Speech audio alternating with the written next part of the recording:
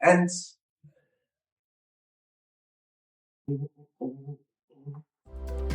hey there everyone! Welcome back to my channel, where we learn English in a relaxed...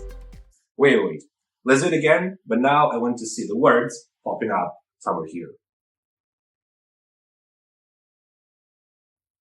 Hey there everyone!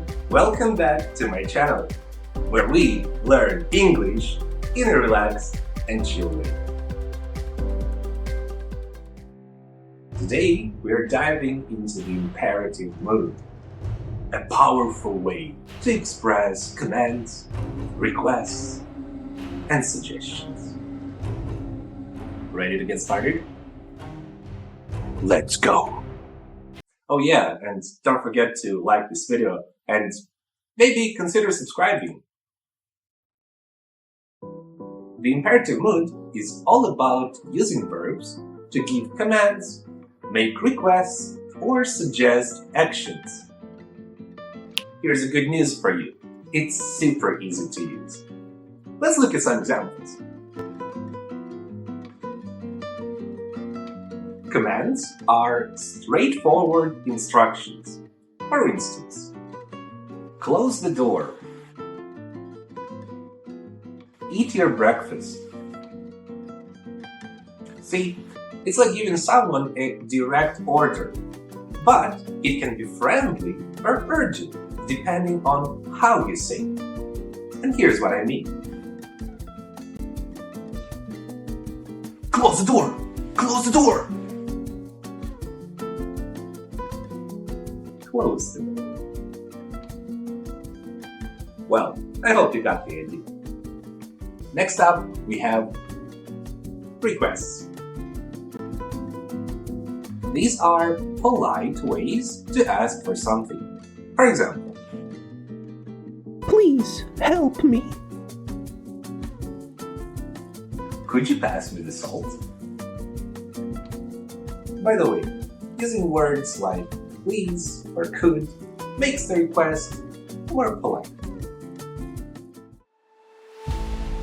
And finally, we have suggestions.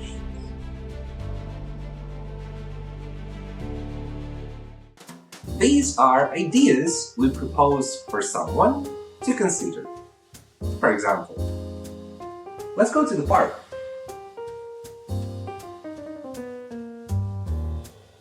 Would you like to watch a movie?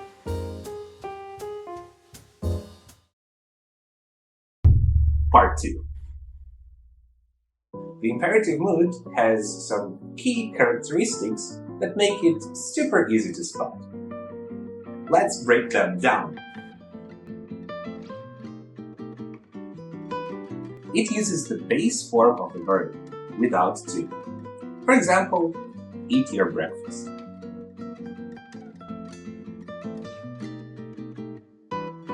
It usually omits the subject, which is understood. For example, be quiet.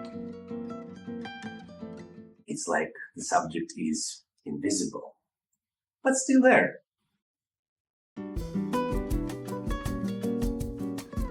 However, usually is not always, so it's still possible to put the subject there, just don't forget the comma. Just like people, be quiet.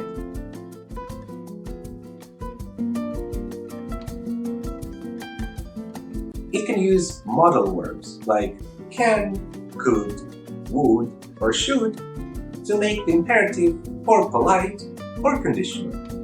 For example, could you pass me the salt? Oh, you just listened to it. So polite, isn't it? It can use exclamations like don't or never to make the imperative more negative or emphatic. For example, don't touch that.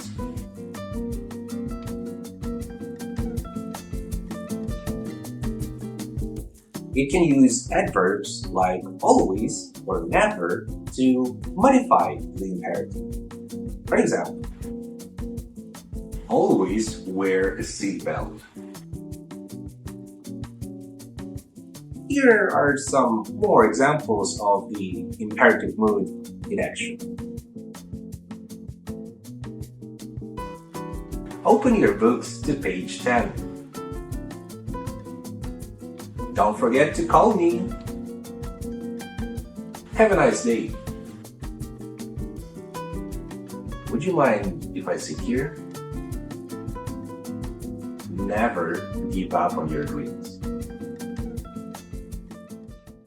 And that's the scoop on the imperative mood.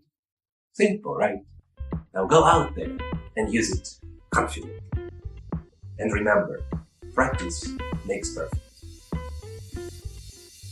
Thanks for tuning in. Don't forget to like and subscribe for more educational content.